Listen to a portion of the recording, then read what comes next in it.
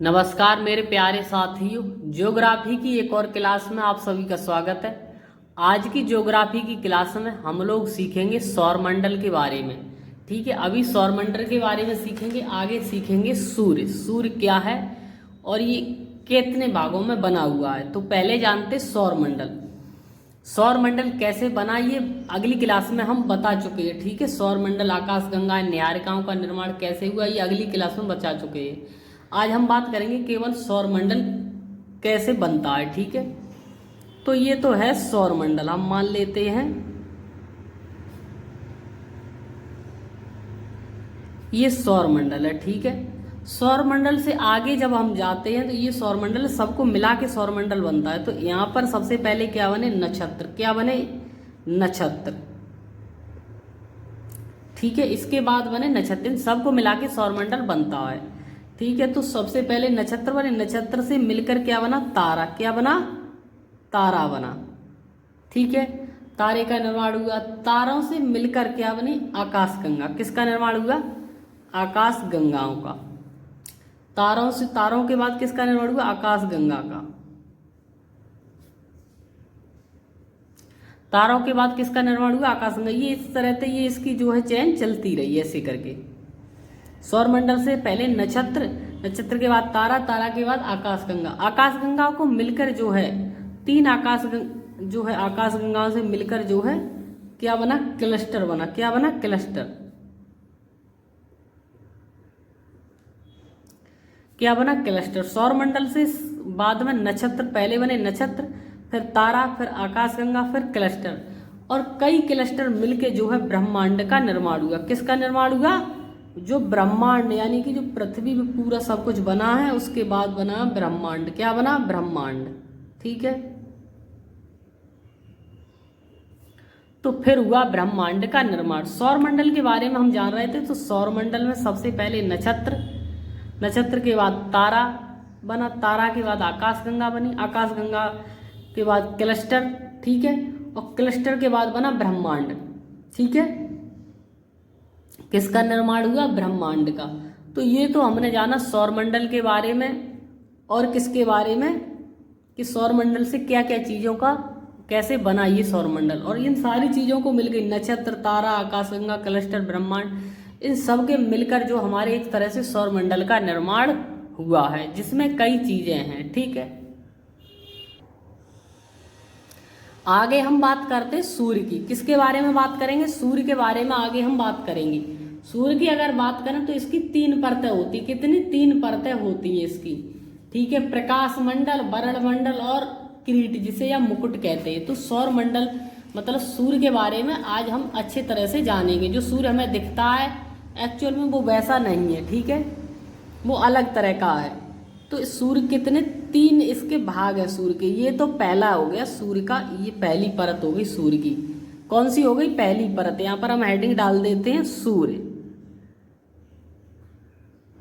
सूर्य के बारे में जानेंगे हम। ठीक है, सूर्य की कितनी परतें होती, तीन परत होती हैं। तो ये तो हो गई सूर्य की पहली परत, जिसे हम क्या कहते हैं, प्रकाश मंडल कहते हैं। ठीक है, इंग्लिश में कहते हैं फोटोस्फीयर, फोटोस्फीयर या प्रकाश मंडल।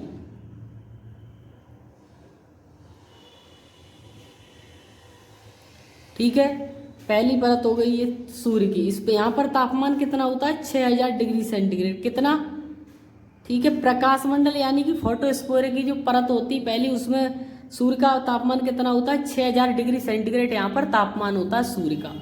इसकी दूसरी परत जो है अगर हम बात करें तो ये रही इसकी दूसरी परत। ये दूसरी परत ये कुछ इस तरह की दिखती है।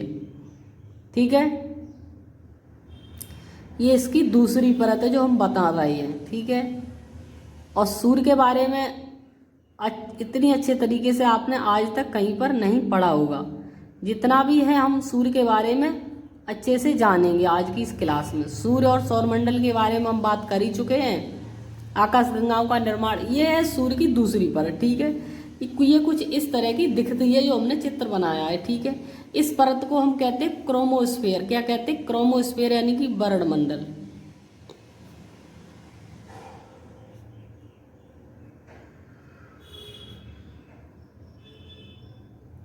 इसे हम कहते हैं क्रोमोस्फेयर या हिंदी में कहते हैं वर्ण मंडल। यहाँ पर कितना डिग्री सेंटीग्रेड तापमान है? 32,000 डिग्री सेंटीग्रेड यहाँ पर तापमान है सूर्य का। कितना?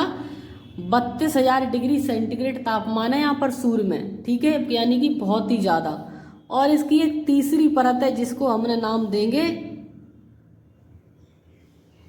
ठीक है, ये थोड़ा टेढ़ा हो गया पर गोल होता है, ठीक है, ऐसे करके ये थोड़ा इस तरह की है।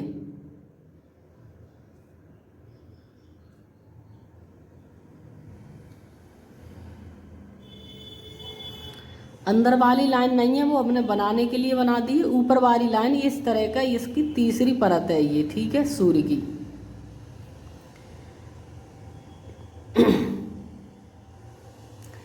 तो ये सूर्य की तीसरी परत है जिसे हम क्या कहते हैं? कोरोना कहते हैं। क्या कहते हैं? कोरोना।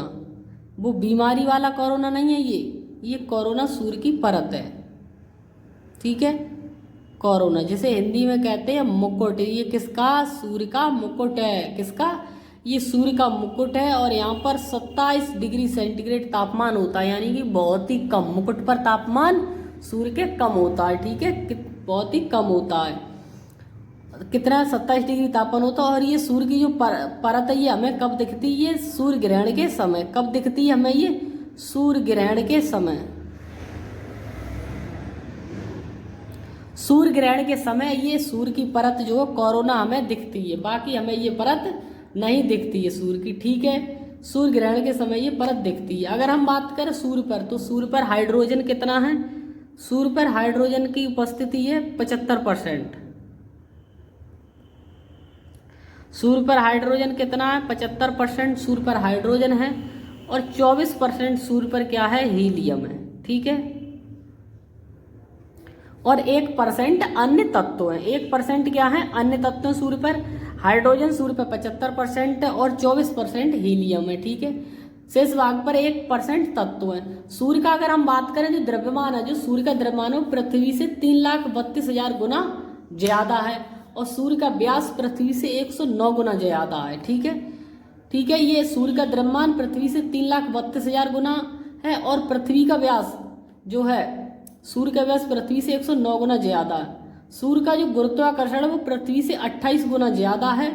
और सूर्य का घनत्व पृथ्वी से 20 गुना ज्यादा है, ठीक है। और सूर्य जो है ये पश्चिम से पूर्व की तरफ घूमता है, ठीक है। जो पश्चिम है, पश्चिम से पूर्व की तरफ ये घूमता है, ऐसे करके पश्चिम से पूर्व की तरफ ऐसे करके ये चक्कर काटता है, ठीक है। पूर्व से पश्चिम की तरफ ये इधर से ऐसे घूमता है सूर्य जो है। सूर्य पश्चिम से पूर्व की तरह चक्कर काटता रहता है, ठीक है। सूर्य के बारे में हम अच्छे तरह से जान लेते हैं। सूर्य का जो दिखाई पड़ने वाला भाग है उसे वो क्या है?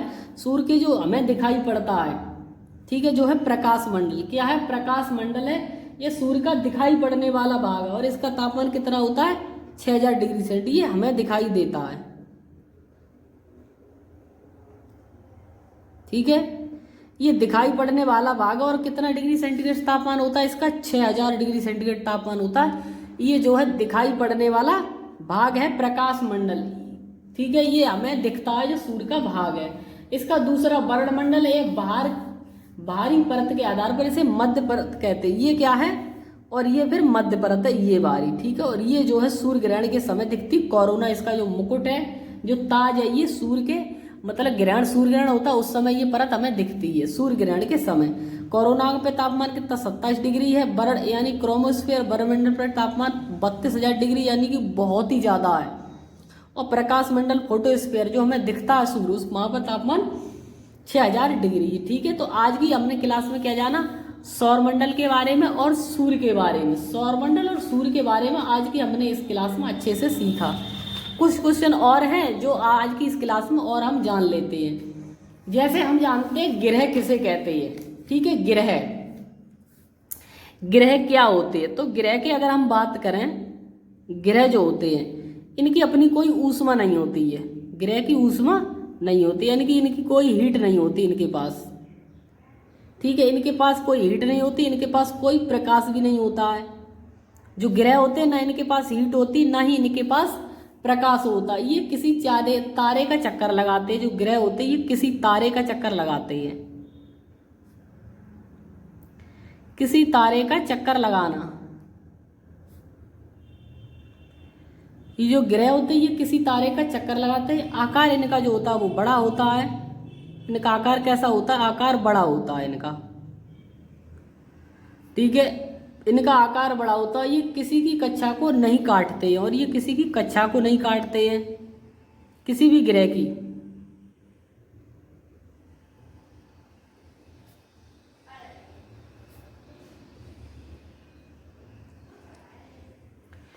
ठीक है, तो ग्रह क्या है? ग्रह के पास अपनी कोई ऊष्मा नहीं होती है, कोई प्रकाश नहीं होता, और किसी तारे का ये चक्कर लगाता है। सूर्य जो ग्रह होता है ये किसी तारे का चक्कर लगाता है। इनका आकार बड़ा होता है और किसी की कक्षा को ये ग्रह की किसी कक्षा है उसे नहीं काटते हैं। ठीक है, प्लूटो एक ग्रह था जिसको अब उपग्रह मतलब उपग्रह की श्रेणी में रख दिया गया है। ठीक है, अब हम बात करते उपग्रह। ठीक है, ये हो गए ग्रह। अब हम बात करते उपग्रह की। तो उपग्रह की अगर हम बात करें तो उपग्रह कैसा होता है? आकार इनका आकार छोटा होता है। ग्रह से आकार इनका कैसा हो? छोटा। ठीक है, आकार इनका भी इनका आकार बड़ा होता है। ग्रह का आकार बड़ा होता है, इनका आकार छोटा होता है। ठीक है, इनके पास भी कोई हीट नहीं होती है, यानी कि इनके पास भी अपनी कोई ऊष्मा नहीं होती है, और इनके पास कोई प्रकाश भी नहीं होता। उपग्रह के पास भी अपना कोई प्रकाश नहीं होता। ये ग्रह का चक्कर लगाते हैं। जो उपग्रह होते हैं ये ग्रहों का चक्कर लगाते हैं। ये ग्रहों का चक्कर लगाते हैं।